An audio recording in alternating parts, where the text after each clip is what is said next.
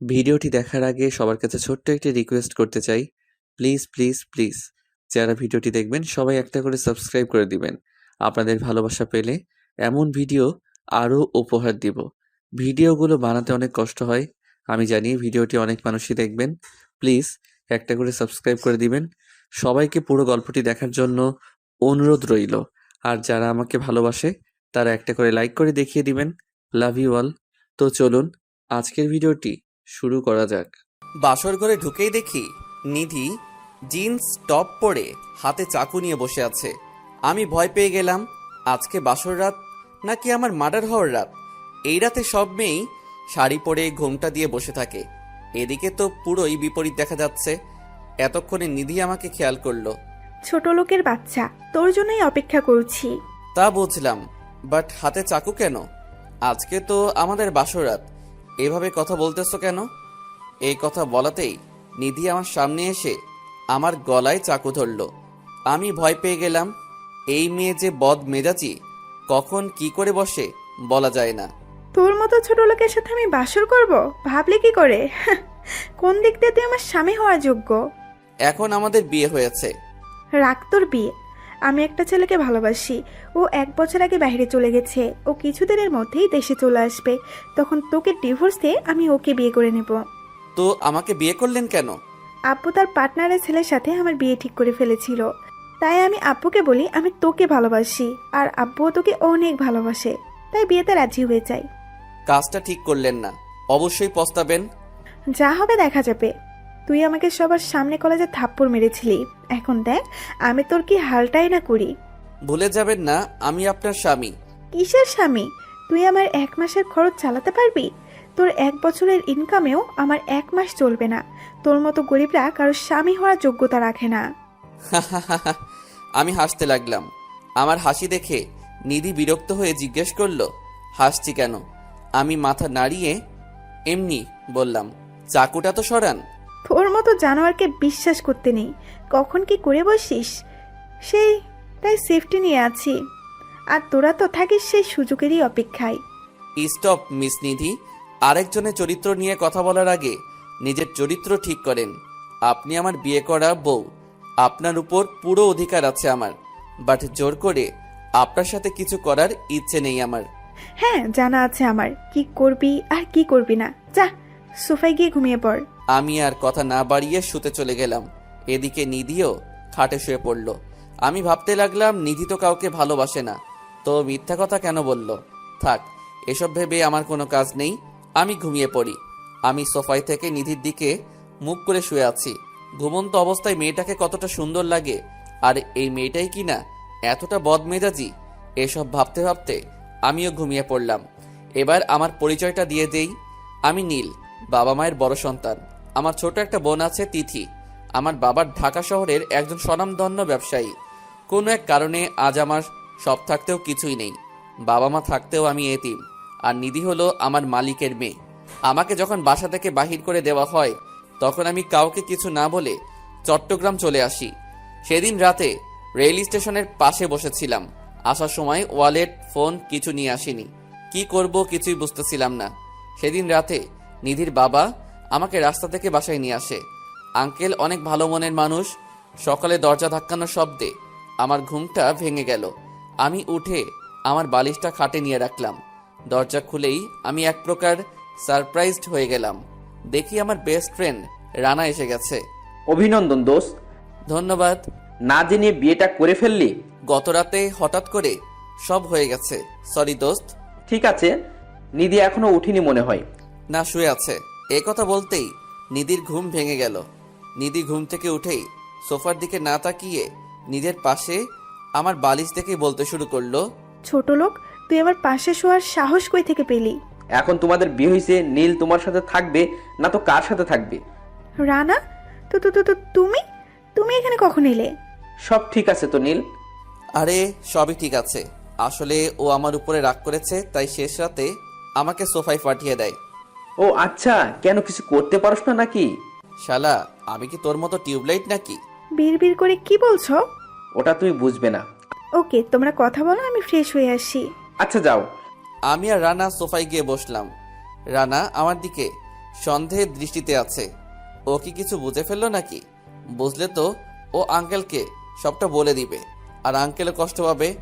রানা আবারও বলল, সব ঠিক আছে তো? হ্যাঁ রে বাবা, সব ঠিক আছে।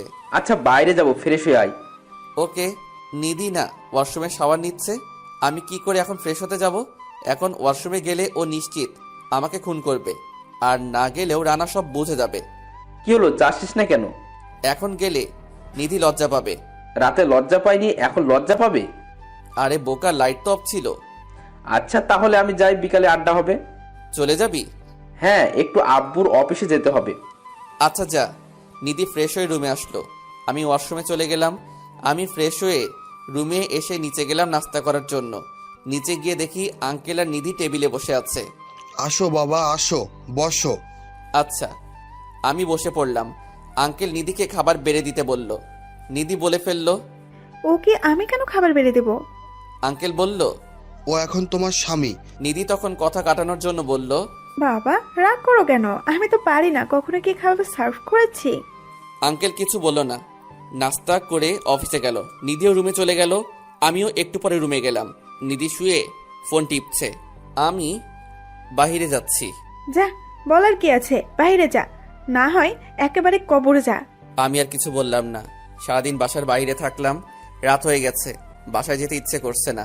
নিধি এই পর্যন্ত একটা কলও দেয়নি, কল দিলে অবশ্যই চলে যেতাম। এই কথা বলাতেই মোবাইলটা বেজে উঠল। হাতে নিয়ে দেখি আঙ্কেল কল দিছে। আসসালামু আলাইকুম। ওয়ালাইকুম আসসালাম। কোথায় তুমি? আঙ্কেল লেকের পাড়ে। আসতেছি, ওখানেই থেকো। এই বলেই আঙ্কেল কল কেটে দিল। কিছুক্ষণ পরেই আঙ্কেল আমার কাছে চলে আসলো। এসে আমার পাশে বসলো। বসে আমার কাঁধে হাত রাখলো।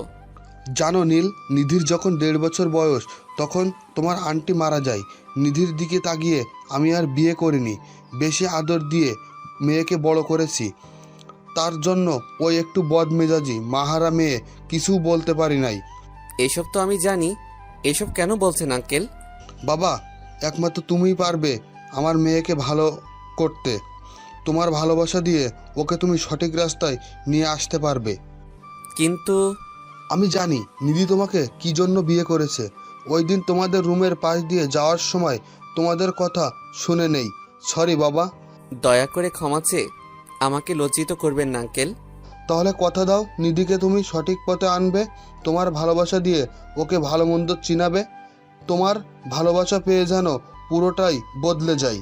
আচ্ছা আঙ্কেল, আমি চেষ্টা করব। এখন বাসায় চলো। আমি আর আঙ্কেল বাসায় চলে গেলাম।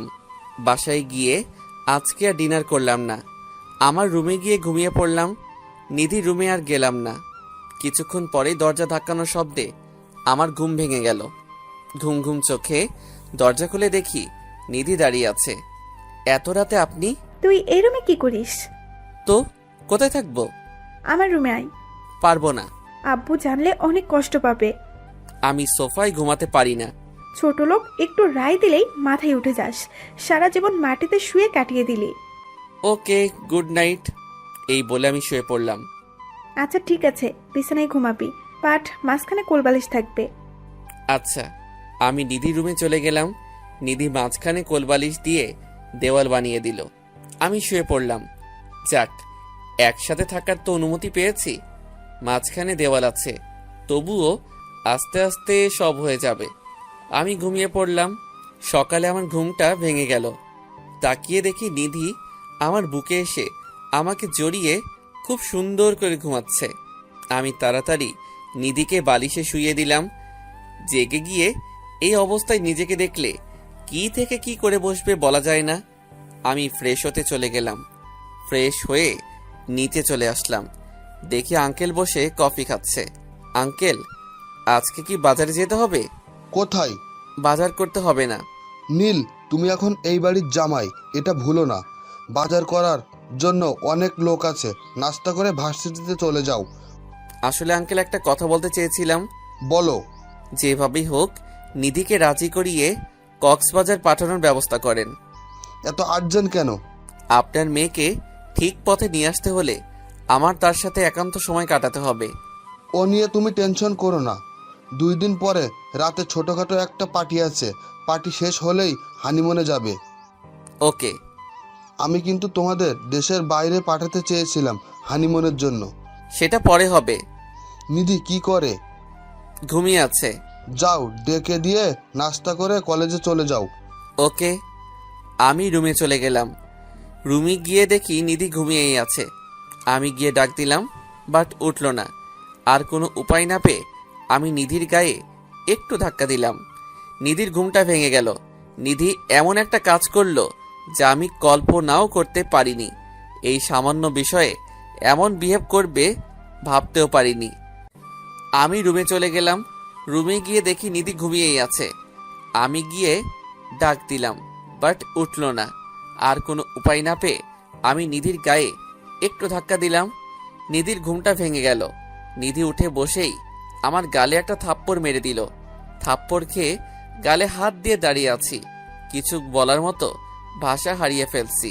কুত্তার বাচ্চা, তোর সাহস হলো কি করে আমাকে টাচ করার? মানে রাখ তোর মানে। একটু সুযোগ পেলে মেয়েদের শরীরে হাত দেওয়ার চেষ্টা করিস, ছোট লোক লম্পট কোথাকার। আমার কথাটা তো শুনবেন। কি শুনবো তোর কথা? জানোয়ারের সাথে কথা বলার ইচ্ছে নেই, এখন যা সামনে থেকে। এনাফ। আরে একটা কথা বললে খবর আছে তোর। নিজেকে কি ভাবিস, মহাসুন্দরী? তোর থেকে তো দিন মজুরির মেয়েরা অনেক ভালো। বেশি শিক্ষিত না থাকলেও তো তোর মতো অহংকারী মেয়ে না। আর কি বলছিস সুযোগ? ওরকম ইচ্ছা থাকলে গতকালকে রাতেই তোর সাথে যা ইচ্ছা করতে পারতাম। এই কথা বলে আমি ভার্সিটি চলে গেলাম। নিধি শুধু শুনলো কথাগুলো, কিছুই বলেনি। প্রতিদিন আমি নিধিকে ড্রাইভ করে কলেজে নিয়ে যাই। আজকে রাগ করে আমি রিকশায় করেই কলেজে যাওয়ার জন্য রওনা দিলাম। আমি রানাকে কল করলাম। পুরো কলেজে আমার একটা বন্ধুই, সেটা রানা। রানা কল রিসিভ করলো। কোথায় তুই? কলেজ গেটে অপেক্ষা করছি তোর জন্য। ও, একটু লেট হবে রে, আজকে রিকশায় করে আসতেছি। কেন, গাড়ি কি হয়েছে? কলেজে এসে সবকিছু বলছি। কোন পর্যন্ত? চৌরাস্তায়। ওকে। আমি কল কেটে দিলাম। 5 মিনিট যেতে না যেতেই রানা আমার সামনে এসে হাজির। আমি রিক্সা ভাড়া দিয়ে গাড়িতে উঠে বসলাম। রানা কলেজে না গিয়ে একটা রেস্টুরেন্টের সামনে চলে গেল। রানা গাড়ি থেকে নেমে গেল, আমিও নামলাম। এখানে কেন আসলি? সকালে নাস্তা করছিস? না, করা হয়নি। জানতাম, চল ভিতরে চল। আমি আর রানা নাস্তা করে বাইরে চলে আসলাম। এরপর আমরা কলেজে চলে গেলাম। কলেজে গিয়ে রানা গাড়ি পার্ক করে আসলো। আমরা দুজন মাঠের মাঝখানে বসলাম। কি হয়েছে এখন বল। নিধি আমাকে স্বামী হিসেবে মেনে নেয়নি। মানে? আমি রানাকে সবকিছু বলে দিলাম। রানা শুনে কিছুক্ষণ চুপ করে রইল। ও হয়তো ভাবছে এখন কি করা উচিত। তোকে অনেক আগেই বলেছিলাম আমার বাসায় চলে আয়, শুনলি না তো? না দোস্ত, আঙ্কেল আমার দুঃসময় আমার পাশে ছিল। আমি কি করে আঙ্কেলকে ছাড়া থাকবো? আচ্ছা নীল, তোর বাসাটা কোথায় ছিল? এসব কথা রাখ এখন। ওদিকে তাকিয়ে দেখ। দেখি নিধি ওর ছেলে বন্ধুদের সাথে হাসাহাসি করে কলেজে ঢুকছে। এটা ওর নিত্যদিনের কাজ। এই বিষয়ে কিছু বললেই মেয়েটা আরো অপমান করে, তাই আমি কিছু বলি না। বাট এখন তো আমার বউ, পুরো অধিকার আছে ওর উপরে। থাক, এখানে কিছু বললে আবার অপমান শুরু করে দিবে। এ কি, নিধি দেখি ওর সব ফ্রেন্ডদের নিয়ে আমাদের দিকে আসছে। ওরা আমাদের সামনে এসে দাঁড়ালো। নিধির ফ্রেন্ড ফাহাদ বলল, কিরে নীল, তোর আর নিধির বলে বিয়ে হয়েছে? হ্যাঁ। বড় লোকের একমাত্র সুন্দরী মেয়ে দেখে লোভ সামলাতে পারেনি? ছোট লোকদের স্বভাবই এরকম, ওরা সুযোগের অপেক্ষায় থাকে কখন কোন ধনী মেয়ে বিয়ে করে ফেলা যায়। আরেকটা কথা তোমাদের মুখ থেকে বাইর হলে আমার মনে হয় না নেক্সট টাইমে কলেজে পা রাখতে পারবে। রানা, তুমিও না, কলেজে এত ছেলে থাকতে তোমার এই ছেলেটার সাথেই বন্ধুত্ব করতে হবে? দেখো নিধি, এই কথাটা অন্য কেউ বললে তাকে যে কি করতাম আমি নিজেও জানি না। নীল এখন তোমার স্বামী, এটা মনে রেখো। আর একটা নিধি, তোমাকে বলে দিলাম যেরকম করতেছো এক সময় সেরকমটাই ফিরে পাবে। কাউকে আঘাত করে কথা বলার আগে একটু হলেও ভেবে নিও। এই কথা বলাতে নিধি মুখ বাঁকা করে চলে গেল। আমি শুধু শুনলাম, বলার মতো কিছুই নেই। আর আপনারা হয়তো ভাবছেন আমি মন খারাপ করে বসে আছি। আরে না, আমি হাসলাম শুধু কথাগুলো শুনে। এগুলো শুনে আমার পুরোটাই অভ্যাস আছে। আমার এই হাসি দেখে রানা কেমন অদ্ভুত দৃষ্টিতে আমার দিকে তাকিয়ে আছে। রানা যদি আমার ফ্রেন্ড না হতো তাহলে যে কত অত্যাচারী আমার সহ্য করতে হতো। আজকে আমাদের কলেজের নতুন প্রফেসর আসবে। তুই কি করে জানলি? গতকাল রাতে আব্বু বলল। রানার আব্বু এই কলেজের প্রতিষ্ঠাতা। ও, চল ক্লাসে চলে যাই। ক্লাসে গিয়ে বসে আছি। আমি আর রানা সামনের বেঞ্চে বসলাম। কিছুক্ষণ পরে প্রিন্সিপাল স্যার রুমে আসলো। তার পিছনে পিছনে একজন লোক আসলো। লোকটা মুখ আমার চিরচেনা। সে এখানে কি করতে এসেছে? এখন আমার পরিচয়টা সবাই না জানলেই হয়। লোকটাকে দেখে আমি চমকে উঠলাম। সে আর কেউ নয়, আমার সাবেক ভার্সিটির প্রফেসর রিয়াদ স্যার। কি করব কিছুই বুঝতে পারতেছি না। প্রিন্সিপাল স্যার আসাতে আমরা সবাই দাঁড়িয়ে গেলাম। স্যারের দৃষ্টি এখনো আমার উপরে পড়েনি। এই হলো তোমাদের নিউ প্রফেসর হৃদয় খান। ঢাকা শহরের অনেক নাম করা ভার্সিটির প্রফেসর ছিলেন ইনি। তার এখানে ট্রান্সফার হয়েছে। কেমন আছেন স্যার? আলহামদুলিল্লাহ ভালো। তোমরা সবাই কেমন আছো? জি স্যার, ভালো। মিস্টার হৃদয় এখন থেকে তোমাদের বাংলা পড়াবেন। এইটা বলে প্রিন্সিপাল স্যার চলে গেলেন। আমি মাথা নিচের দিকে তাকিয়ে আছি। কি করব বুঝতে পারতেছি না। রিয়াদ স্যার যদি আব্বুকে বলে দেয় আমি চট্টগ্রাম আছি, তাহলে আমার স্বপ্ন কখনো সফল হবে না। ইতিমধ্যেই স্যারের দৃষ্টি আমার উপরে পড়ল। স্যার মায়াবী চোখে আমার দিকে তাকিয়ে আছে, আর আমি তাকিয়ে আছি নিচের দিকে। নীল, তুই এইখানে? আমি চুপ করে আছি। জানিস তোর বাবা পুরো শহর তোকে তন্ন তন্ন করে খুঁজতেছে। স্যার, আপনি ওকে কি করে চেনেন? চিনবো না কেন? ও তো ঢাকায়। স্যার প্লিজ, এসব কথা না বললেই খুশি হব আমি। কিন্তু তুই এখানে কেন?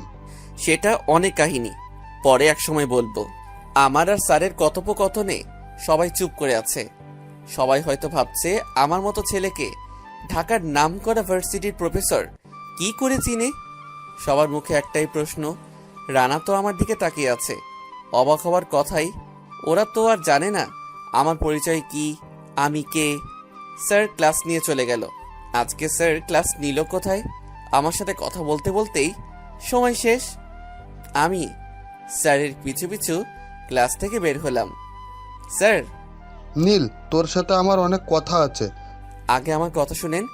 এখানের কেউ জানে আমাকে চিনতে না পারে, আমার পরিচয়টা যেন না জানে, আর আমার পরিবারের কেউ যেন না জানে আমি এখানে আছি। কিন্তু কোনো কিন্তু না স্যার, আমাকে কথা দেন কাউকে কোনোদিন বলবেন না। আর একটা কথা, বৃষ্টি সব বলে দিয়েছে। ওই দিন তোর কোনো দোষ ছিল না, তোকে ফাঁসিয়ে দিয়েছিল। অতীত রাখেন স্যার, আগের কথা নিয়ে ভাবি না আমি। ওকে। স্যার, কেউ আমার পরিচয় জিজ্ঞেস করলে বলবেন আপনার বাসার পাশে একটা এতিমখানা ছিল, সেখানেই বড় হয়েছি আমি, সেক্ষেত্রেই আমাকে চিনেন আপনি। এই বলে আমি ওখান থেকে চলে আসলাম। এসে মাঠে এসে বসলাম। একটু পর রানা এসেও বসলো। স্যার তোকে কি করে চিনে? বলেছি না স্যার, সময় হলে সব জেনে যাবে। তোকে প্রশ্ন করায় বৃথা। দাঁত কেন অফ কর। ওকে। একটু পরেই নিধি আর ওর সব ফ্রেন্ডরা আসলো। নীল স্যার তোমাকে চিনে কি করে? সেটা আপনার না জানলেও চলবে। ওদের সাথে কথা বলাটাই ভুল। এই বলেই ওরা চলে গেল। আমি আর রানা হাসতে লাগলাম। কালকে আঙ্কেল একটা পার্টি রেখেছে বাসায়। বলছে তোর শ্বশুর। কালকে সকালে চলে যাবে কিন্তু। পার্টি তো সন্ধ্যায়। তো কি? ওকে, সকালে যাব। চল বাসায় চলে যাব। আমরা যেই যার বাসায় চলে গেলাম। সারাদিন ফোন টিপে পার করলাম। রাত হয়ে গেল। আমি আর নিধি এক খাটেই থাকলাম, বাট মাঝখানে আজকেও কোলবালিশটা। সকালে ঘুম ভেঙে গেল। ঘুম থেকে উঠেই কোনো দিকে না তাকিয়ে আমি ওয়াশরুমে চলে গেলাম। যা দেখলাম বিশ্বাস করেন দেখার জন্য মোটেও প্রস্তুত ছিলাম না। ঘুম থেকে উঠেই তাকিয়ে দেখি বিছানায় নিধি নেই। আজকে এত সকালে উঠছে, কাহিনী কি? যাই হোক, আমি তোয়ালে হাতে নিয়ে ওয়াশরুমে চলে গেলাম। ওয়াশরুমে দরজা ধাক্কা দিতেই দেখি ভিতরে নিধি। আমি হা করে তাকিয়ে আছি, কেননা নিধির শরীরে একটা সুতো পর্যন্ত নেই। নিধি আমাকে দেখে চিৎকার দিয়ে উঠবে, তার আগেই আমার হাত দিয়ে নিধির মুখ চেপে ধরলাম। নিধি কিছু বলতেও পারছে না। আমি খালি গায়ে ছিলাম। নিধি আমার বুকের দিকে তাকিয়ে আছে। এক নজরে আমার বুকের দিকে তাকিয়ে আছে নিধি। আর এদিকে নিধি ভাবছে কোনো ধরনের জিম করা ছাড়াই আমার এত সিক্স প্যাক হলো কি করে। আমি আর কিছু না বলে বাহিরে চলে গেলাম। আজকে যে কপালে কি আছে আল্লাহই ভালো জানে। কি গাদি মেরে বাবা, ওয়াশরুমের দরজা পর্যন্ত লক করেনি। একটু পরেই নিধি বাইরে আসলো। তুমি কি কিছু দেখেছো? চোখ তো খোলাই ছিল। বেয়াদব ছেলে, ওয়াশরুমে যাওয়ার সময় নক করতে হয়, জানা নেই? ওয়াশরুমে গিয়ে যে দরজা লক করতে হয় সেটা জানা নেই আপনার? আর আমার শরীরের দিকে নজর দিচ্ছেন কেন? কই না তো। আমি আর কিছু না বলে ওয়াশরুমে চলে গেলাম। নিধি কিছু বলল না কেন? লজ্জায় নাকি আমাকেও ভালোবেসে ফেলতেছে? যাক, ভালো জিনিসই দেখছি, দিনটা ভালোই কাটবে। আমি শাওয়ার নিয়ে বের হলাম। নিধিকে আর রুমে দেখলাম না। আমি নিচে চলে গেলাম। নিচে গিয়ে নাস্তা করে নিলাম। নাস্তা করে আঙ্কেলের রুমে চলে গেলাম। আঙ্কেল বসে আছে। নিধিও আঙ্কেলের পাশে বসে আছে। Good morning uncle. Good morning. আজকে অফিসে যাবেন না? না, আজকে কি করে অফিসে যাব? আর তোমার সব ফ্রেন্ডদের ইনভাইট করেছো? আমার ফ্রেন্ড বলতে তো শুধু রানা, আর তো কেউ নেই। রানা এবং তার ফ্যামিলির সবাইকে ইনভাইট করা হয়েছে। হ্যাঁ জানি। আঙ্কেলের সাথে গল্প করতেছি, অমনি আমার ফোনটা বেজে উঠল। পকেট থেকে ফোনটা বাহির করে দেখি রানা কল দিছে। আমি রিসিভ করলাম। কই তুই? বাসায়। আমিও তো। আমার রুমে গিয়ে বস, আমি আসতেছি। এরপর আমি আমার রুমে চলে গেলাম। রানার সাথে আড্ডা দিতে লাগলাম। আড্ডা দিতে দিতে দুপুর হয়ে গেল। আমরা দুপুরে লাঞ্চ করে নিলাম সবাই। আস্তে আস্তে সবাই আসতে লাগলো। দেখতে দেখতে সন্ধ্যা হয়ে গেল। আঙ্কেল এসে আমাকে একটা ব্ল্যাক কালারের পাঞ্জাবি দিয়ে গেলেন। এটাই পরতে বললেন আজকে। আমিও ব্ল্যাক কালারের পাঞ্জাবিটা পরে নিলাম। একটু পরেই নিধির কল আসলো। আমাকে রুমে যেতে বলল। আমি রুমে গিয়ে দেখি নিধির সব ফ্রেন্ড আরো অচেনা কিছু মেয়ে আছে এখানে। এদের মধ্যে দু একজনকে চিনি, তারা হলো নিধির কাজিন। কিছু বলবেন? না। তাহলে যাই। ওরা আমার সাথে পরিচয় হবে। নিধির এক কাজিন বলে ফেললো। এসব ছোট লোকদের সাথে আমি পরিচিত হই না, এদের দেখলে আমার গা জ্বলে। আরেকজনই বলল, ঠিকই বলেছিস, এদের মতো ছেলেদের কাজই কখন কোন বড় লোকের মেয়েদের বিয়ে করে রাতারাতি কোটিপতি হওয়া চাই। আরেকটা মেয়ে বলল, তোমরা যে যাই বলো, ভাইয়াটা দেখতে অনেক সুন্দর। অপমান করা শেষ হয়েছে? শেষ হলে আমি যাই। এই বলে চলে আসলাম। নিধি ভাবতে শুরু করলো, কেমন ছেলে রে বাবা এটা, এত অপমান করি কিছু মনেই করে না। আর এদিকে আমি ভাবতে লাগলাম, বাবার হোটেল থেকে বের হলেই দুনিয়াটা কতটা কঠিন সেটা হাড়ে হাড়ে টের পাচ্ছি আমি। কিছু করার নেই, সবই সহ্য করতে হবে। তবে ইনশাল্লাহ আমারও দিন আসবে, অপেক্ষায় থাকলাম। চোখ দিয়ে হঠাৎ করেই এক ফুঁটো পানি গড়িয়ে পড়ল। আমি চোখের পানিটা মুছে ফেললাম। চোখের পানিগুলোও জানি কেমন অল্পতেই চলে আসে। পার্টিতে সবাই উপস্থিত হয়েছে। আমি আর রানা এক জায়গায় দাঁড়িয়ে গল্প করতেছি। তখনই দেখি উপর থেকে নিধি নিচে আসছে। নিধিকে দেখি মাশাল্লাহ বলে ফেললাম। মেয়েটা এত সুন্দর, বাট ব্যবহারটা কি বাজে। নিধিকে দেখতে একদম অপসরীর মতো লাগছে। এত প্রশংসা করছি, কেন প্রেমে পড়ে গেলাম নাকি? পড়লেই প্রবলেম কি, আমারই তো বউ। তখনই আঙ্কেল আমাকে আর নিধিকে তার কাছে যেতে বলল। সবার সামনে ঘোষণা দিয়ে দিল আমাদের বিয়ে হয়ে গেছে। সবাই এসে আমাদের দাম্পত্য জীবনের জন্য অভিনন্দিত করে গেল। সবাই যার যার মতো আনন্দ করতে লাগলো। নিধি আমাকে অপমান করার জন্য এমন একটা ফোন দিয়ে আটলো যা কখনোই ভাবতে পারিনি। সময় খারাপ হলে যা হয় আর কি। তখনই নিধি বলতে লাগলো, আপনাদের মাঝে এখন গান গে শোনাবে নীল। আমি কথাটা শুনে হতবাক হয়ে গেলাম। নিধি কেন আমাকে গান বলতেছে? অপমান করার জন্য? তাছাড়া আর কি হবে? নিধির কথা শুনে সবাই করতালি দিতে লাগলো। আমি কি বলবো বুঝতেছি না। গান না বললেও মান সম্মান সব শেষ হয়ে যাবে। দোস্ত, এখন কি করবি? গান তো এখন বলতেই হবে। গিটার বাজাতে পারিস? দেখতে থাকো। এরপর আমি একজনের কাছ থেকে গিটারটা হাতে নিয়ে গিটার বাজাতে লাগলাম। গিটারের সুর শুনে সবাই হাসতে লাগলো। আমি আসতেই মিনারের তুই তো আমার সব গানের একটা সুর উঠালাম। এবার সবাই মনোযোগ দিয়ে শুনতেছে। এরপর আমি গাইতে লাগলাম, তোর কাছে যেতে চাই, হৃদয় মানে না বারণ, বৃষ্টির শহরে মেঘলা আমার এই মন, তুই কি আমার মতো ভাবিস আমায়, ভালোবাসা খুঁজে নিস জলের ছোঁয়ায়, তোকে ছাড়া হয় না তো কোনো উৎসব, তুই তো আমার সব। গানটা পুরো গাইলাম। গান শেষে সবাই করতালি দিতে লাগলো। আর নিধি তো অবাক হয়ে আমার দিকে তাকিয়ে আছে। গান শুনে অনেক মেয়েই এগিয়ে এসে আমার সাথে পরিচিত হলো। আমিও সবার সাথে টুকটাক কথা বলতেছি। আমি মেয়েদের সাথে কথা বলতেছি, এটা দেখে মনে হয় নিধি জেলাস ফিল করতেছে। আমি আরো বেশি বেশি করে মেয়েদের সাথে কথা বলতে লাগলাম। ফাটিয়ে দিয়েছিস মামা। হুম, এত ভালো গাইতে পারিস জানতাম না তো। হয়েছে। নিদের মুখের দিকে একবার তাকা। আমি হাসতে লাগলাম। আস্তে আস্তে সবাই চলে গেল। রানাও বিদায় নিয়ে চলে গেল। আমি নিধির রুমে চলে গেলাম। এখন তো এটা আমারও রুম। রুমে গিয়ে ড্রেস চেঞ্জ করে নর্মাল ড্রেস পরে নিলাম। একটু পরে নিধিও রুমে আসলো। তুমি এত সুন্দর করে গিটার বাজাতে পারো? কেমন হয়েছে জানি না, একটু একটু পারি আর কি। সত্যি করে বলো, তুমি কে? কেন চিনেন না আমাকে? ইদানিং কেমন জানি তোমাকে অচেনা অচেনা লাগে। Good night. আমি ঘুমিয়ে পড়লাম। সকালে আজকে নিধির ডাকে ঘুমটা ভেঙে গেল। ঘুম থেকে উঠে ওয়াশরুমে চলে গেলাম। আস্তে আস্তে নিধির আচরণটা ভালো হচ্ছে। নাস্তা করতে চলে গেলাম। নিধি আর আঙ্কেল টেবিলে বসে আছে। আঙ্কেল জানিয়ে দিল কালকে আমাদের কক্সবাজার যাওয়ার কথা।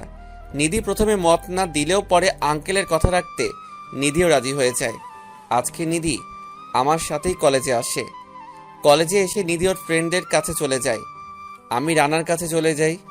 সকাল হলো আপনার? সরি, একটু লেট হয়ে গেল। ঠিক আছে। কালকে কক্সবাজার যাব। ভালো খবর। তুইও যাবি সাথে? দূর বোকা, তোরা যাবি হানিমুনে, আমি গিয়ে কি করব? আমরা কথা বলতে লাগলাম। নিধি আসলো, আমাদের কাছে এসে বলল আব্বু শপিংয়ে যেতে বলছে। আমি রানার কাছ থেকে বিদায় নিয়ে শপিংয়ে চলে গেলাম। আমরা শপিং থেকে বাসায় চলে আসলাম। বাসায় এসে সবকিছু গুছগাছ করে নিলাম। রাতে আঙ্কেল ফ্লাইটের টিকিট দিল। সকাল 10টার ফ্লাইটে আমরা কক্সবাজার চলে গেলাম।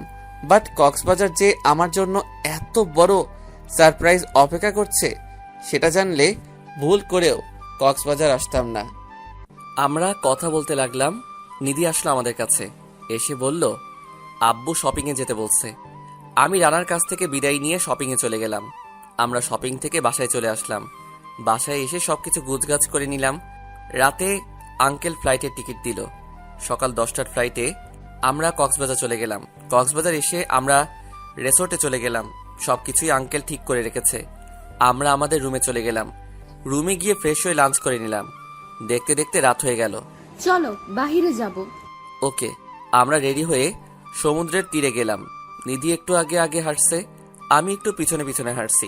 বিচের পাড়ে গিয়ে নিধি রইল, আমিও ওর সাথে দাঁড়িয়ে আছি। একটু পরেই আমার চোখ একটু সামনে পড়লো। হ্যাঁ, একটা মেয়ে আসছে। মেয়েটা আমার খুব চেনা। একটা সময় যার মুখ না দেখলে আমার ঘুম হতো না, যাকে ছাড়া আমার সময় কাটতো না, সে এসে আমাকে জড়িয়ে ধরে কেঁদে দিল। তার সাথে তার বান্ধবীগুলাও আছে। কোথায় ছিলি নীল তুই? কে আপনি? আমাকে চিনতে পারছিস না? না। নিধি এসে বৃষ্টিকে আমার থেকে ছাড়িয়ে নিল। এই মেয়ে, আপনার সাহস কি করে হয় আমার স্বামীকে জড়িয়ে ধরতে? নীল, তুই বিয়ে করে নিয়েছিস? আপনার কোথাও ভুল হচ্ছে। আমি তো আপনাকে কোথাও দেখছি, আমার মনে হয় না। প্লিজ নীল।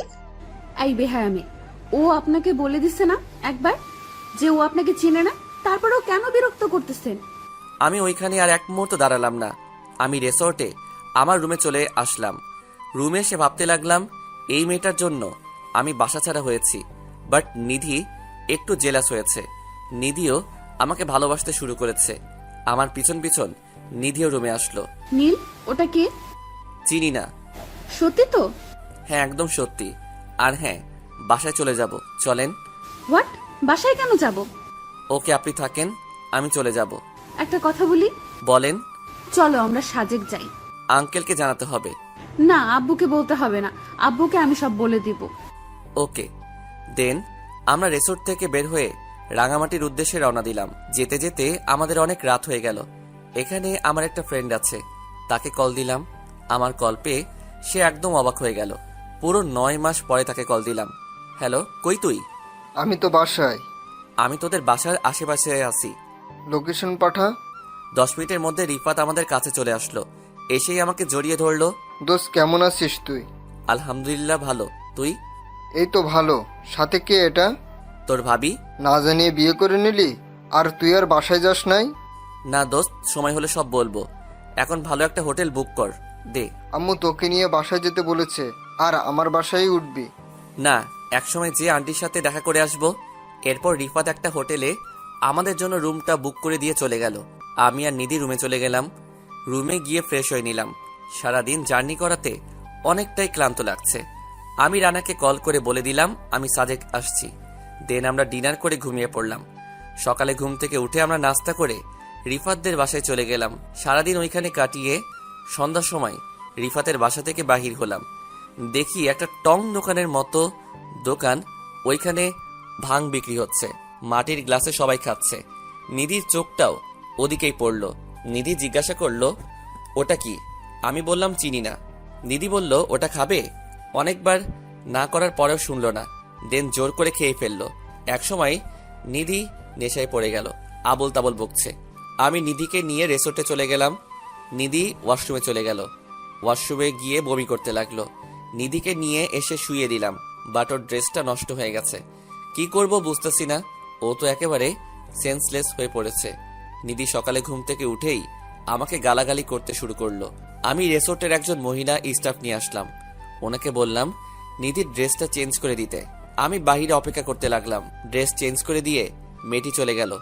আমি নিধির গায়ে ভালো করে কাঁথা দিয়ে দিলাম। মাঝ রাতে নিধি কাঁপছে।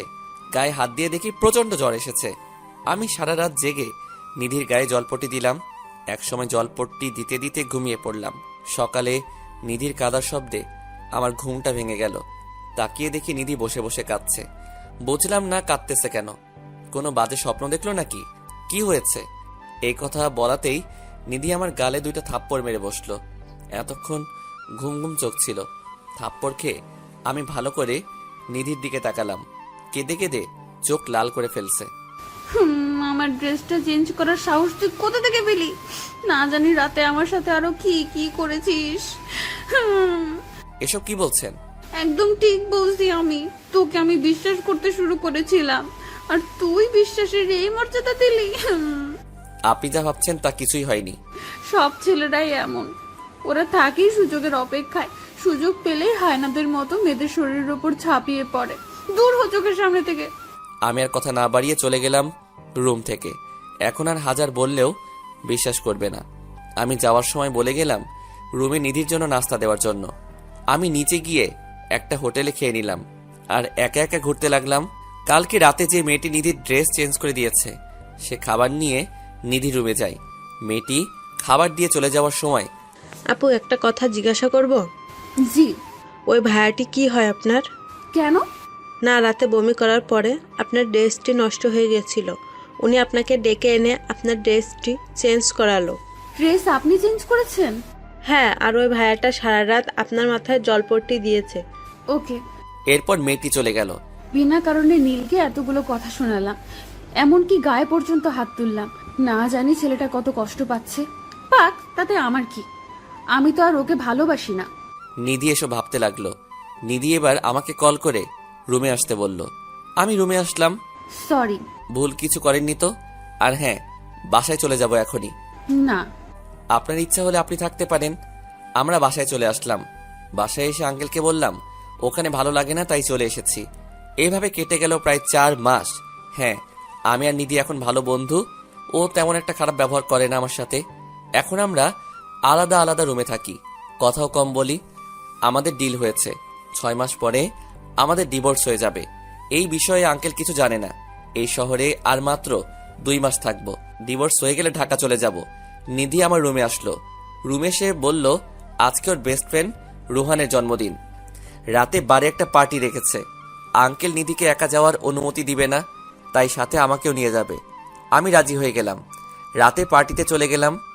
পার্টিতে যাওয়ার সাথে সাথে নিধির ফ্রেন্ডরা আমাকে অপমান করা শুরু করলো। ছোট লোক পার্টিতে এসেছে। আমি চুপচাপ এসব শুনতে লাগলাম। এখন অভ্যাস হয়ে গেছে এসব শুনতে, আর মন খারাপ হয় না এসব শুনলে। সবাই যার যার মতো এনজয় করছে। নিধি ড্রিঙ্কস করতে লাগলো। নিধি ড্রিঙ্কস করতে করতে অবস্থা খারাপ করে ফেলছে। রুহান নিধিকে উপরে নিয়ে যাচ্ছে। আমি তেমন একটা খেয়াল দিলাম না। নিধির একটা ফ্রেন্ড এসে বলল রুহানের মতলব ভালো না, আর ও এমনিতে অনেক বাজে ছেলে। আমিও ওদের পিছন পিছনে গেলাম। ওর একটা রুমে গিয়ে রুম আটকে দিল। নিধি বলতেছে, কি করছো কি রুহান? ছাড়ো আমাকে, চেঁচাবো কিন্তু আমি। আমি দরজায় নক করলাম। রুহান দরজা খুলে দিল। দরজা খোলার সাথে সাথেই রুহানের বুকে লাথি দিয়ে ফেলে দিলাম।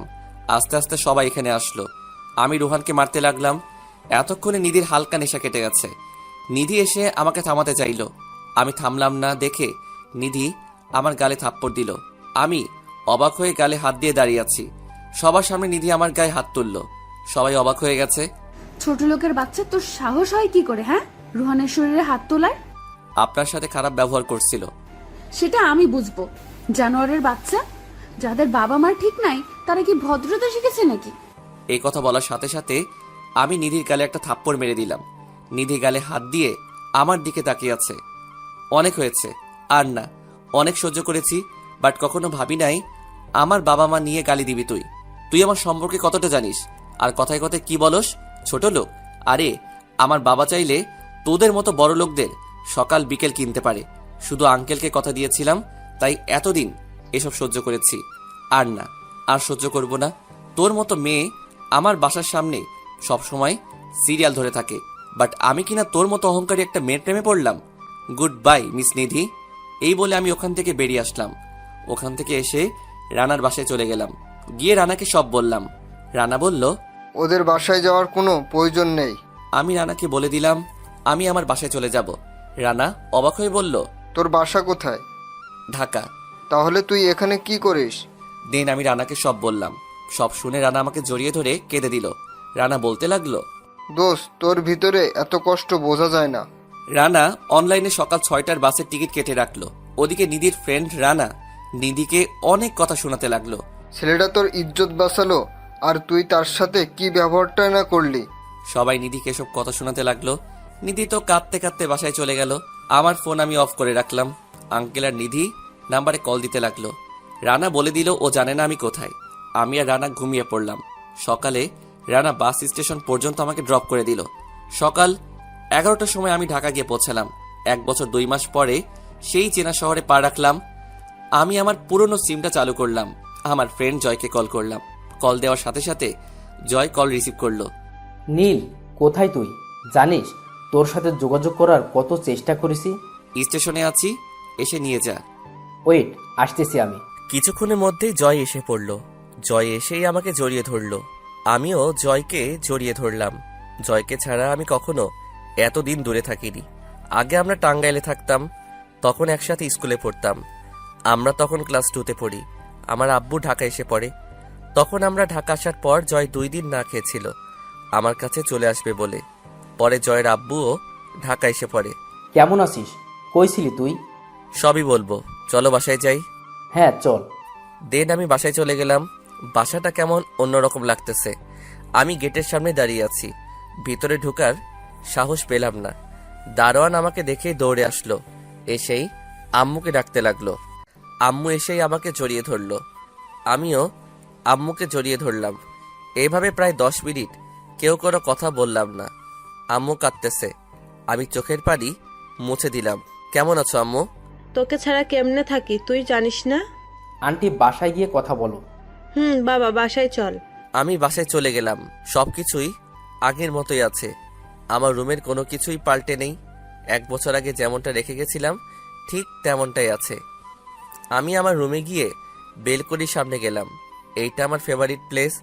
এইখান থেকে আমাদের পুরো বাগানটাই দেখা যায়। বেলকনি থেকে রুমে আসলাম। আম্মু আমার জন্য কফি নিয়ে আসলো। নানান প্রশ্ন করতে লাগলো, এতদিন কই ছিলাম, আরো অনেক কিছু।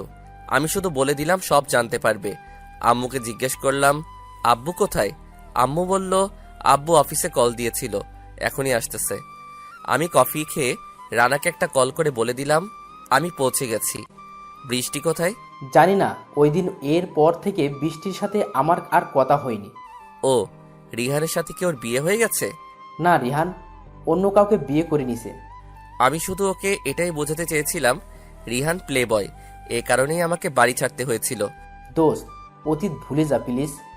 হ্যাঁ, অতীত ভুলে গেছি। জয়ের সাথে কথা বলতে বলতেই আব্বু চলে আসলো। আব্বু এসেই আমাকে জড়িয়ে ধরলো। আমি চুপ করেই আছি, কোনো কথা বলছি না। কোথায় ছিলি বাবা? তুই জানিস তোকে কত খুঁজেছি। তোর জন্য তোর আম্মু ঠিক মতো খাওয়া দাওয়া করে না, তার জন্য প্রায় সময় অসুস্থ থাকে। আমি আম্মুর দিকে তাকালাম, আগের চেয়ে শুকিয়ে গেছে, চোখ ভিতরের দিকে চলে গেছে, মনে হয় প্রায় সময় না খেয়ে কান্না করছে। কি হলো, কথা বলছিস না কেন? আমাকে খোঁজার কি প্রয়োজন? আমি তো আপনার ছেলে হওয়ার যোগ্য না। সেই কথাগুলো এখনো মনে রেখেছিস? কিছু কথা আছে ভোলা যায় না। এখন কি বাবা হয়ে তোর পা ধরতে হবে বল? এসব কি বলছো আব্বু? এবার আমিও আব্বুকে জড়িয়ে ধরলাম। সবাই শুধু এক প্রশ্নই করছে, কোথায় ছিলাম এতদিন, বাট কাউকে কিছুই বললাম না। বৃষ্টিকে কল দিয়েছিলে? কেন, ও বাসায় না। না, লাবণ্য এসেছিল, ওর সাথে বাইরে গেছে। ওকে কল করার প্রয়োজন নেই। বৃষ্টির কথা বলতে না বলতে বৃষ্টি এখানে এসে হাজির। বৃষ্টি আসাতে সবাই রুম থেকে চলে গেল। বৃষ্টি এসে আমার পায়ে পড়ে গেল। প্লিজ আমাকে ক্ষমা করে দাও নীল, আমি অনেক বড় ভুল করে ফেলেছি। পা ছাড়েন প্লিজ। আর 1 মিনিট আমার সামনে থাকলে আমি এই বাসা থেকে চলে যাব। এমন করো না নীল, প্লিজ আমাকে মাফ করে দাও। Get out. বৃষ্টি কাঁদতে কাঁদতে চলে গেল। চলে যাক, তাতে আবার কি। এই মেয়েটাকে এক সময় অনেকটাই ভালোবাসতাম। এভাবে কেটে গেল 3 দিন। এদিকে আঙ্কেল ও নিধির সাথে কথা বলে না। নিধি ভালো করে বুঝতে পারতেছে ও আমার প্রেমে পড়ে গেছে। এদিকে আঙ্কেলও আমাকে তন্ন তন্ন করে খুঁজতেছে। আর কিছু না ভেবেই নিধি রানার কাছে গেল, সাথে আঙ্কেলকেও নিয়ে গেল। রানা নিধিকে দেখে অবাক হয়ে গেল। নীল কোথায়? আমি জানি না। প্লিজ বলো। সরি, আমি সত্যিই জানি না। রানা, জেনে থাকলে বলে দাও। আমার মেয়েটা না খেয়ে আর কান্না করতে করতে শেষ হয়ে গেল।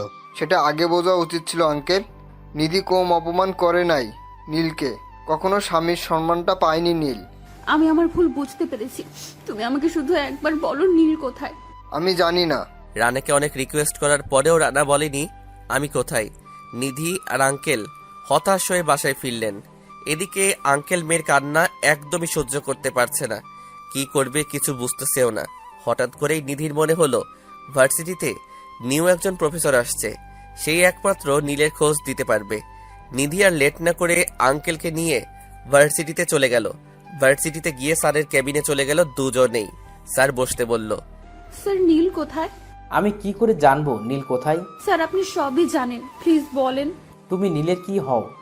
আমি ওর ওয়াইফ। হোয়াট? বাট আমি খেয়াল করতাম তোমরা সারাদিনই নীলকে অপমান করতে। Sorry sir. নীলের পরিচয় আমি দিতে পারবো না। এবার নিধি স্যারের পা ধরে কেঁদে দিল। এবার স্যারের অনেকটাই মায়া লাগলো। স্যার নিধিকে উঠিয়ে বসিয়ে দিয়ে 1 গ্লাস পানি দিল। নীল কোনো সাধারণ ফ্যামিলির ছেলে না। তাহলে কে ও? আপনি অবশ্যই চিনবেন ওর বাবাকে, যেহেতু আপনিও একজন ব্যবসায়ী। নাম কি ওর বাবা? কি এটা সত্যি? একদম সত্যি। আপনাদের কথা তো আমি কিছুই বুঝতে পারতেছি না। তাহলে শোনো, ঢাকা শহরের টপ 5 জন ধনী ব্যক্তির মাঝে নীলের বাবা একজন। তাহলে ও ঢাকা থেকে এখানে আসলো কেন? অনেক কাহিনী আছে এখানে। সবকিছু খুলে বলেন। ওকে, তাহলে শোনো। নীল ওর বাবা মায়ের একমাত্র সন্তান। খুব ভালো স্টুডেন্টও ছিল, একটু আকটু রাজনীতিও করত। বাবা মায়ের খুব আদরের সন্তান ছিল ও। বাবার টাকার অভাব নেই, বাট ওর কোনো অহংকার ছিল না। নীল একটি মেয়েকে ভালোবাসতো, সেটা হলো বৃষ্টি। বৃষ্টি নীলের বড় চাচুর মেয়ের বোন। বৃষ্টি খুব ছোট থাকতেই ওর মা বাবা মারা যায়। সেখান থেকেই বৃষ্টি নীলের আম্মুর কাছে মানুষ হয়। বৃষ্টি নীলের 1 বছরের বড়। সেই ক্ষেত্রে বৃষ্টি নীলকে ভালোবাসতো না, বাট নীলের আব্বুর স্বপ্ন ছিল বৃষ্টিকেই ঘরের বউ করবে। একদিন নীল আর নীলের ফ্রেন্ডরা কলেজে বসে আছে, তাকিয়ে দেখে রিহান আর ওর ফ্রেন্ডরা মিলে একটা মেয়েকে জোর করে সিগারেট খাওয়াচ্ছে। মেয়েটা কান্না করে দিছে। এই দেখে নীল আর ওর ফ্রেন্ডরা রেহানের কাছে চলে যায়। রেহান ছিল নীলের 1 ব্যাচ সিনিয়র। বৃষ্টির আর রেহান ছিল সেম ব্যাচ। এখানে কি হচ্ছে? এখানে কি হচ্ছে সেটা তোর দেখতে হবে না। তাকে অনেক বুঝিয়েছি। আড্ডা, আজকে তোর র্যাগিং করা বের করব। এই বলে নীল আর ওর ফ্রেন্ডরা রেহান আর ওর ফ্রেন্ডের ইচ্ছা রকম মারে। একসময় প্রিন্সিপাল স্যার এসে ঝগড়া থামিয়ে দেয়। কি হচ্ছে নীল? রিহান তোমার সিনিয়র। ও এই আপুটাকে এখানে জোর করে স্মোক করাচ্ছিল। এইরকম ছাত্র কলেজে রাখার প্রয়োজন নেই।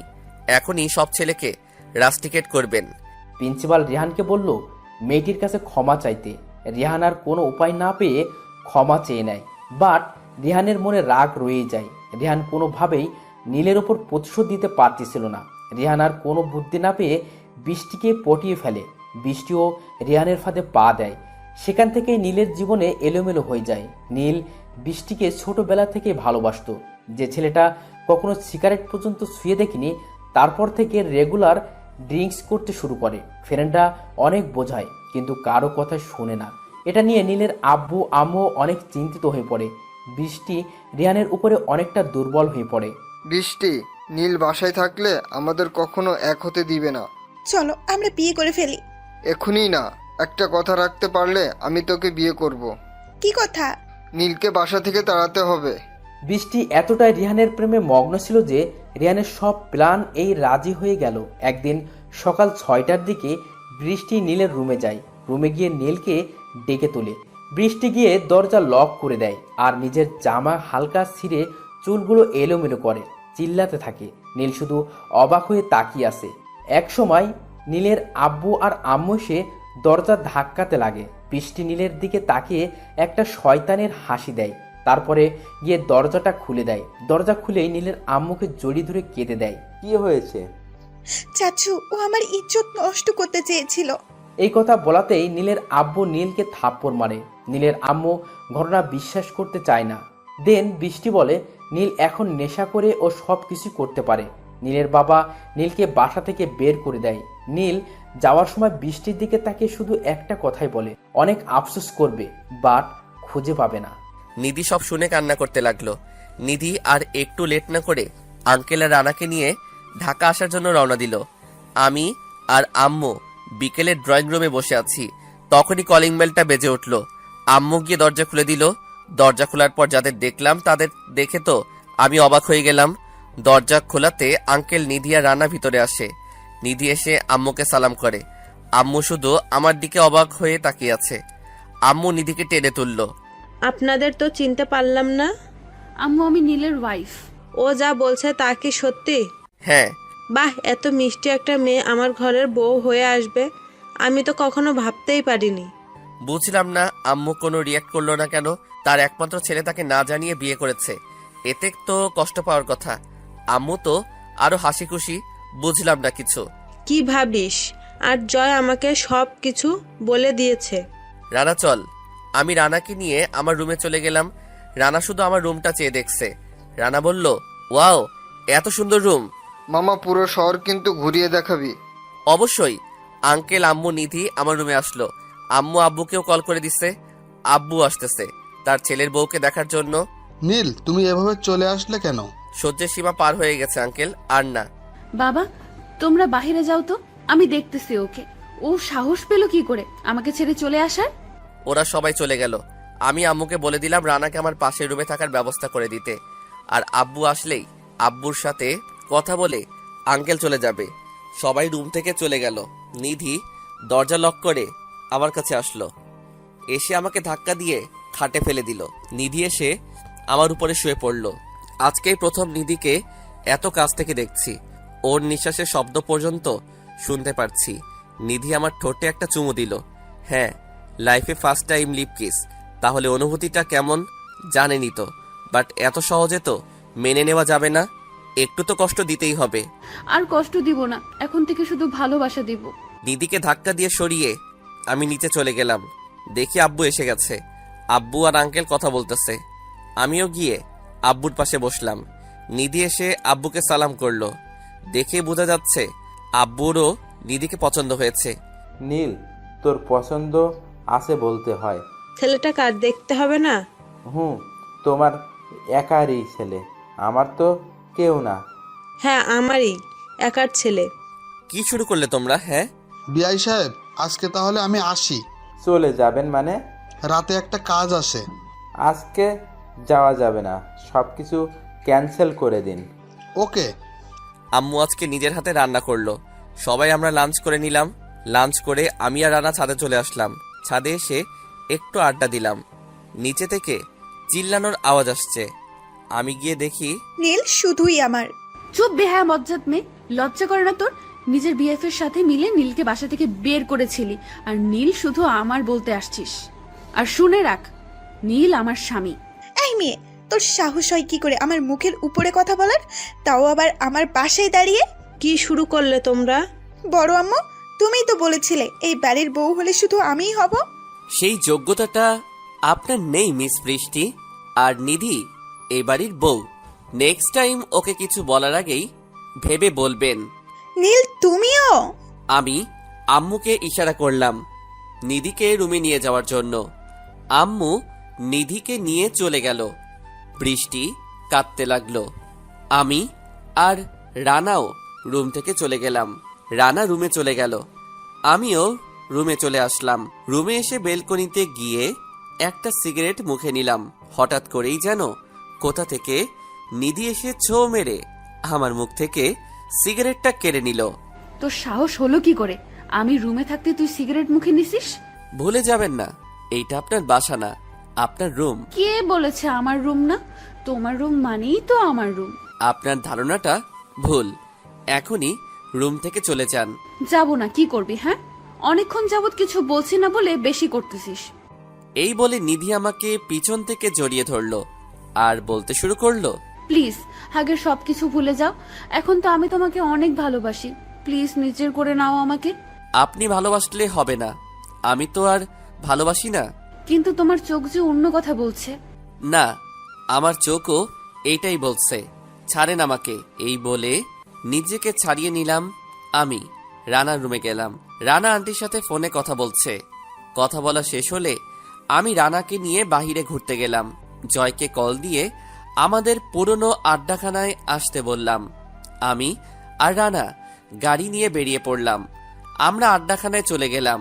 এখানে আমার সব ফ্রেন্ড, ছোট ভাইরা এসেছে। তাদের সাথে মত বিনিময় করলাম। সবার সাথে আড্ডা দিয়ে বাসায় চলে আসলাম। বাসায় আসতে আসতে রাত হয়ে গেল। রাতে আমরা সবাই মিলে ডিনার করে নিলাম। ডিনার শেষে আঙ্কেলকে রুমে দিয়ে আসলাম। আমি আর রানা অনেকক্ষণ আড্ডা দিলাম ছাদে। আড্ডা শেষ করে রুমে চলে আসলাম। রুমে এসে দেখি নিধি খাটে বসে আছে। আমি যাওয়ার সাথে সাথেই নিধি আমাকে জড়িয়ে ধরলো। নিধির ছোঁয়া আমার কাছে অনেক ভালো লাগতেছে, বাট এত সহজে তো নিধিকে আর মেনে নেওয়া যাবে না। আমি নিধিকে ধাক্কা দিয়ে দূরে ঠেলে দিলাম। আমি গিয়ে চুপচাপ খাটের এক পাশে শুয়ে আছি। নিধি এসে আবারও আমাকে জড়িয়ে ধরলো। এইবার উঠে বসে নিধির গালে একটা থাপ্পড় মেরে দিলাম। থাপ্পড় খেয়ে নিধি স্তব্ধ হয়ে গেল। আসলে থাপ্পড়টা মারার কোনো ইচ্ছাই ছিল না। নিধি কান্না করতে লাগলো। আমি বালিশ নিয়ে সোফায় চলে গেলাম। নিধি কান্না করতে করতে ঘুমিয়ে পড়ল। আমি আস্তে আস্তে নিধির কাছে গিয়ে বসলাম। ফর্সা গালটা লাল হয়ে গেছে। আমি আস্তে আস্তে নিধির গালে একটা চুমু দিলাম। দেন আমি এসে ঘুমিয়ে পড়লাম। সকালে নিধির ডাকে ঘুম ভেঙে গেল। ঘুম ঘুম চোখে তাকিয়ে দেখি, বাট যা দেখলাম নিজেকে কন্ট্রোল করতে পারবো কিনা জানি না। সদ্য গোসল করে এসেছে নিধি। নিধির শরীরে শুধু টাওয়েল পেঁচানো, চুল থেকে ফোঁটা ফোঁটা পানি পড়তেছে। আসলে ভেজা চুলে মেয়েদের একটু বেশি মায়াবী লাগে। আমি একধ্যানে নিধির দিকে তাকিয়ে আছি। ওভাবে তাকিয়ে কি দেখতেছো? কিছু না, বাট আপনি এই অবস্থায় কেন? কেন, এই অবস্থাতে ভালো লাগছে না নাকি? একদম না। নিধি মন খারাপ করে আবার ওয়াশরুমে চলে গেল। কি করে বোঝাই, এ অবস্থায় তুমি যদি বেশিক্ষণ আমার সামনে থাকো তাহলে তো নিজেকে আর কন্ট্রোল করতে পারবো না। এ কি? নিধি ওয়াশরুম থেকে কাপড় নিয়ে রুমে আসলো। রুমে এসে আমার সামনেই ড্রেস চেঞ্জ করতে লাগলো। ওয়াশরুম কি হয়েছে? ওয়াশরুমে আমার প্রবলেম আছে, এখানেই চেঞ্জ করব। তোমার কোনো সমস্যা? আর তুমি আমার স্বামী, তোমার সামনে ড্রেস চেঞ্জ করতেই পারি আমি। আমি আর কথা না বাড়িয়ে ওয়াশরুমে চলে গেলাম। ফ্রেশ হয়ে আমি রুমে আসলাম। রুমে এসে শুয়ে আছি আর গেম খেলতেছি। একটু পরেই নিধি রুমে আসলো। নিধি এসে বলল নিচে যেতে নাস্তা করার জন্য, সবাই ওয়েট করতেছে। আমি রানাকে নিয়ে নিচে চলে গেলাম। আমরা সবাই একসাথে সকালের খাবার খেতে বসলাম।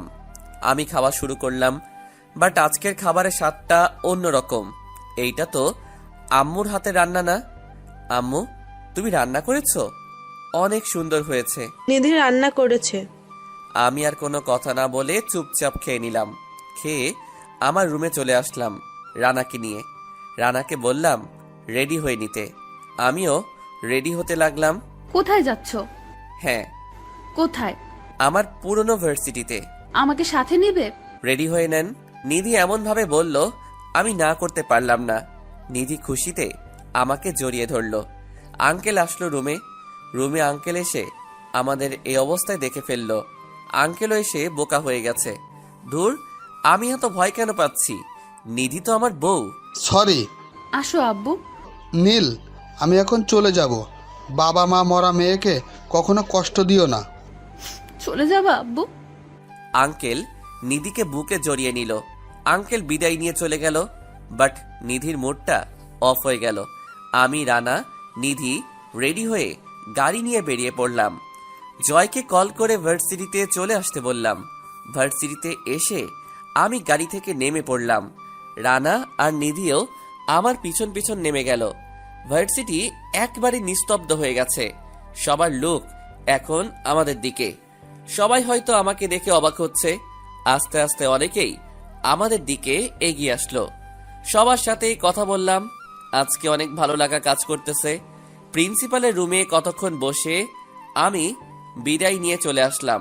রানা আর নিধিকে অনেক জায়গায় ঘুরালাম। দেন দুপুরে একটা রেস্টুরেন্টে লাঞ্চ করলাম। এভাবে 14-15 দিন কেটে গেল। নিধিকে যত অবহেলা করি, নিধি এতে একটু বিরক্ত হয় না। এতে বোঝা যায় নিধির এখন শিক্ষা হয়ে গেছে। একদিন রাতে ডিনার করে এসে আমি শুয়ে আছি। নিধি একটা চাকু হাতে নিয়ে রুমে আসলো। আমি নিধির হাতে চাকু দেখে একটু অবাক হলাম। নিধি ডাইরেক্ট এসে আমার উপরে শুয়ে পড়ল। কি হচ্ছে কি? আজকে আমাকে আপন করে না নিলে এই চাকু দিয়ে নিজেকে শেষ করে দিব। মজা করার আর জায়গা পান না? এই কথা বলাতেই নিধি চাকু দিয়ে ওর হাতে একটা পোজ দিয়ে দিল। নিধির হাত থেকে রক্ত বেরোচ্ছে। নিধি আরেকটা পোজ দেওয়ার আগেই আমি হাত থেকে চাকুটা কেড়ে নিলাম। দাও আমাকে চাকুটা। আমাকে যখন ক্ষমা করবেই না, তাহলে আমি নিজেকে শেষ করে দিব। তাহলে আমার কি হবে? এই কথা বলাতে নিধি আমাকে অনেক শক্ত করে জড়িয়ে ধরল। আমি নিধির হাতের কাটা জায়গায় ওষুধ লাগিয়ে ব্যান্ডেজ করে দিলাম। শক্ত করে জড়িয়ে ধরলাম নিধিকে। ও কাঁদতেছে, কাঁদুক। আজকের পরে থেকে ওর চোখে কখনো পানি আসতে দিব না। তোমার বুকে একটু মাথা রাখা যাবে? হ্যাঁ, আমি শুয়ে পড়লাম। নিধি আমার বুকে মাথা দিয়ে শুয়ে আছে। আমি নিধির মাথায় হাত বুলিয়ে দিচ্ছি। আমি নিধির কপালে একটা চুমু দিলাম। নিধি লজ্জায় আমার বুকে মুখ লুকালো। আমার একটা জিনিস চাই, দিবে? হ্যাঁ বলো, কি চাও? আমাকে একটা বেবি দাও, আর কিচ্ছু লাগবে না।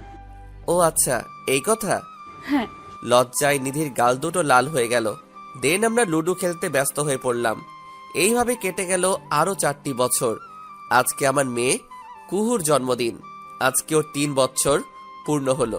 তাই বাসায় ছোটখাটো একটা পার্টির আয়োজন করা হয়েছে। আমি রেডি হচ্ছি, তখনই নিধি রুমে আসলো। নিধি এসে আমাকে বলল রেডি হতে। এতক্ষণ লাগে? আমি শুধু হাসলাম আর নিধিকে জড়িয়ে ধরলাম। কি করছো কি? কুহু এসে পড়বে। আসবে না তাও বলতে পারলাম না। তার আগে আমার ছোট্ট সোনা আর আম্মু আব্বু এসে হাজির। পাপাই, তুমি আম্মুকে জড়িয়ে ধরছো কেন? আমি তো ধরতে চাইনি, তোমার আম্মুই তো আমাকে জড়িয়ে ধরলো।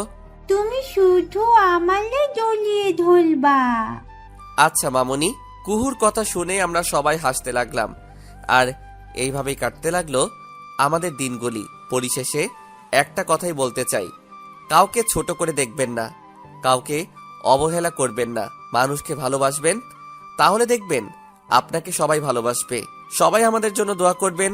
আর গল্পটি কেমন হয়েছে তা কমেন্ট করে জানাতে ভুলবেন না।